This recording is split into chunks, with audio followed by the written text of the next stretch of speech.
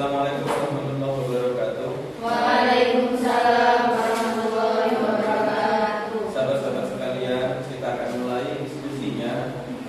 Materi pada siang hari ini adalah materi makalah fikih dalam melaksanakan sholat wajib.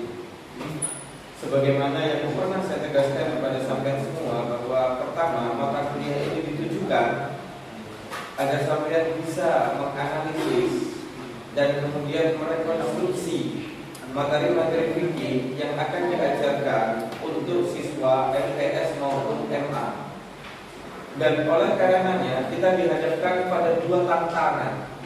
Yang pertama, menyusun bahasa yang sederhana dalam hal mata pelajaran fikih. Bahasanya kudu dimengerti, kudu bisa dipahami sampai arek-arek MTS lah, MA.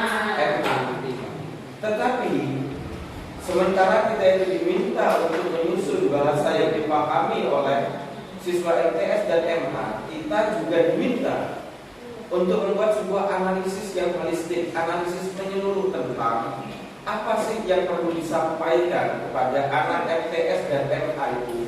Apa sih perlu disampaikan dalam hal bab-bab materi pelajaran fikih yang lebih mendalam, yang tidak bersifat tradisional sebagaimana yang pernah mereka pelajari sebelum-sebelumnya, atau seperti yang pernah ada di dalam kurikulum kita sebelumnya.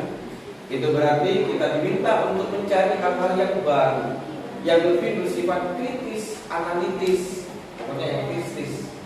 Ya, sahabat-sahabat sekalian, kita akan bahas masalah sholat dengan beberapa catatan. Yang pertama, materi sholat ini sudah ada sejak seorang siswa masih belajar di tingkatan madrasah ibtidaiyah, kemudian madrasah sanawiyah, kemudian madrasah aliyah. Semuanya tetap mengemukakan masalah sholat. Nah, dalam konteks ini, agar supaya ada hal yang lebih dalam yang diajarkan tentang masalah sholat, ini kita diminta untuk melakukan rekonstruksi ulang, membangun ulang. Misalnya, membangun ulang itu bukan pada sisi syarat dan rukun sholat, karena syarat dan rukun sholat itu bersifat tetap, selamanya tak akan berubah. Apa yang bisa kita rekonstruksi ulang, yaitu hal-hal yang bersifat filosofis, yang bersandar pada Al-Quran dan hadis tentang manfaat sholat itu sendiri, baik secara individu maupun sosial. Nah, mari kita mulai. Silakan dibuka dan dimulai pemaparan makalahnya. Saya mohon agar supaya diskusi kali ini lebih hangat. Amin kemana ini? Amin, Ahmad dan Andi. Monggo, silakan dimulai. Saya perhatikan dari belakang. Assalamualaikum warahmatullahi wabarakatuh. Alhamdulillah, kepada Bapak dosen Muhammad Arif Kholidian BDI selaku dosen pengampu mata kuliah materi fikih SMA. Di sini saya akan mempresentasikan materi atau fikih dalam melaksanakan sholat wajib. Ini pengertian sholat, sejarah sholat, syarat wajib sholat, dan syarat sah sholat. Dan itu pun akan dijelaskan kepada teman-teman saya.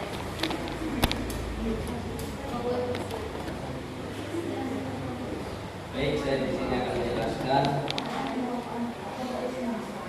mengenai pengertian sholat. Sholat adalah salah satu bentuk ibadah dalam agama Islam yang dilakukan oleh seorang muslim sebagai cara untuk berkomunikasi, bersujud dan mendekatkan diri kepada Allah Subhanahu wa taala. Bukan hanya itu, sholat juga dilakukan dengan tujuan utama untuk mengingat Allah Subhanahu wa taala, menghadapkan diri kepadanya, meminta ampunan, mengungkapkan rasa syukur dan meminta petunjuk dan kebaikan dalam kehidupan sehari-hari.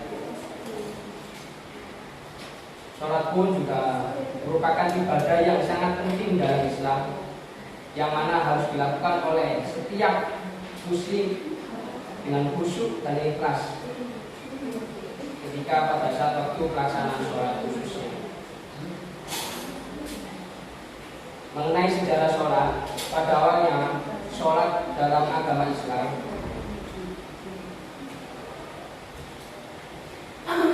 tidak diwajibkan dengan cara yang sama seperti yang dikenal saat ini.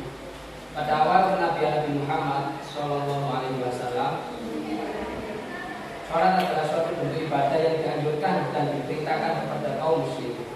Namun, itu belum ditetapkan sebagai ibadah yang wajib. Waktu dan jumlah rakaat sholat pada masa awal Islam tidak sama dengan yang ada sekarang. Selama kenabian Nabi Muhammad SAW, Allah SWT mengutus malaikat Jibril memberikan wahyu kepada beliau untuk menetapkan waktu sholat dan aturan yang lainnya, yang mana itu berkaitan langsung dengan sholat. Pada akhirnya Allah membuat 5 waktu sholat yang wajib.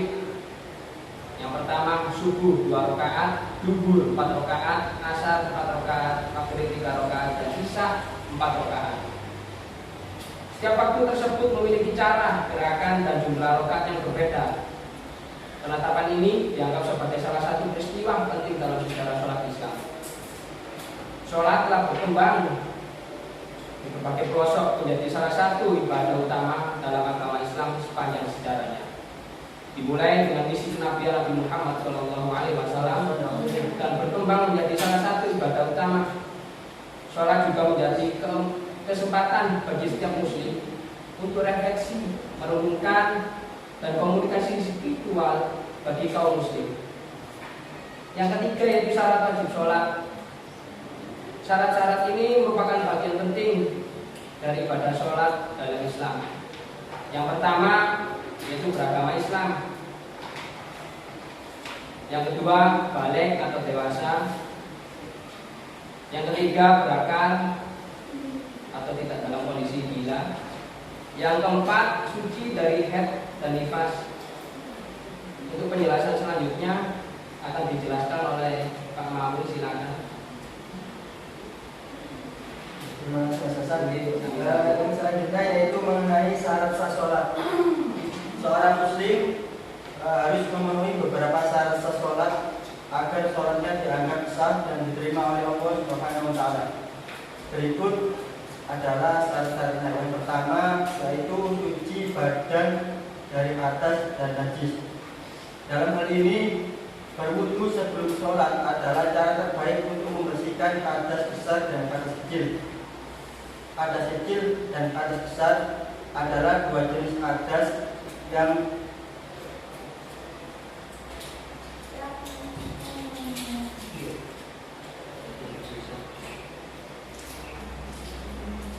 tersisa di dubur, begitu juga dengan kehilangan kesadaran karena pingsan atau mabuk. Sedangkan hadas besar karena keluarnya air mani setelah berhubungan intim atau keluarnya darah karena haid atau nifas serta jenis darah-darah lainnya. Yang kedua, menutup aurat dengan pakaian yang suci. Terdapat hadis sahih dari Aisyah radhiyallahu anha bahwa Rasulullah sallallahu alaihi wasallam bersabda, Allah tidak akan menerima sholat seseorang yang balik kecuali dengan menggunakan khimar.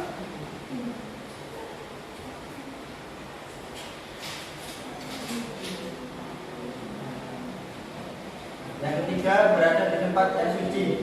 Perlu kita ketahui bahwa tempat yang dilarang untuk mengerjakan sholat, yakni sholat di pembuangan sampah, tempat penyembelihan hewan, di tengah jalan, kamar mandi, kuburan, kandang unta, dan di atas Ka'bah. Yang keempat, telah masuk waktu sholat. Orang yang ingin melakukan sholat harus mengetahui waktunya, karena saat sholat subuh, zuhur, asar, dan maghrib mempunyai waktu yang berbeda. Saat sholat belum pas waktunya maka sholatnya tidak sah. Yang kelima, menghadap kiblat. Tertulis dalam Al-Quran bahwa sholat harus dilakukan dengan menghadap ke arah kiblat. Tujuannya adalah agar semua orang muslim melakukan sholat sesuai keimanannya. Yang F, rukun sholat. Dalam kitab Al-Fitrah yang ditulis oleh Mustafa Al-Qib dan Mustafa Al-Buwa, makna rukun ialah sesuatu bagian mendasar dari sesuatu tersebut, seperti tembok bagi bangunan.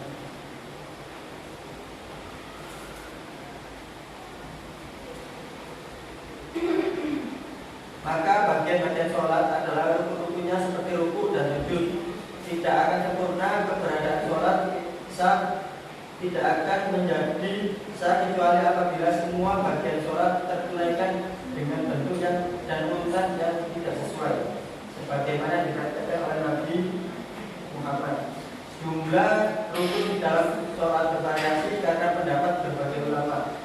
Namun Imam Abu Syuja menyatakan dalam Matan Al-Ghoya Takrib bahwa ada 12, yaitu yang pertama niat, yang kedua berdiri bagi yang mampu, yang ketiga takbiratul ihram, yang keempat membaca suratul Fatihah, yang kelima ruku, yang keenam tumakninah, 7 bangun dari ruku dan i'tidal, yang ke-8 tumakninah, yang ke-9 sujud, yang ke-10 tumakninah, yang ke-11 duduk di antara dua sujud, yang 12 tumakninah, 13 duduk untuk tasyahud akhir, 14 membaca tasyahud akhir, 15 membaca sholat Nabi, 16 sholat salam pertama, dan yang terakhir niat keluar dari sholat. Dan yang ke-18 tertib sunnah-sunnah sholat, mengangkat kedua tangan hingga sama tinggi ujung jari dan telinga dan telapak tangan setinggi bahu serta keduanya menghadap kiblat. Yang kedua, meletakkan tangan kanan di atas tangan kiri dalam posisi kedua di atas dada atau di bawah dada. Yang ketiga, senantiasa melihat ke tempat sujud ulangi pada waktu membaca asyhadu an la ilaha illallah, maka bagian ke-7. Yang keempat, membaca ta'awudz. Yang kelima, membaca amin setelah membaca suratul Fatihah. Jadi kesimpulan dari makalah kami yaitu kata fikih itu mengacu pada pemahaman tentang hukum syariat yang sangat dianjurkan oleh Allah dan Rasulnya. Ilmu fikih mengenai sholat ini menjelaskan berbagai macam sholat, mulai dari syarat sahnya, rukun hingga masyarakat yang lainnya. Dan ilmu fikih menjelaskan hukum syariat, hukum syar'i yang berkaitan dengan perbuatan mukallaf yang merupakan hasil ijtihad ulama atau nas. Ilmu fikih adalah hasil interpretasi atau ijtihad dari. Mungkin itu hanya itu yang dapat kami paparkan penjelasannya. Apabila ada pertanyaan atau sanggahan kami persilakan.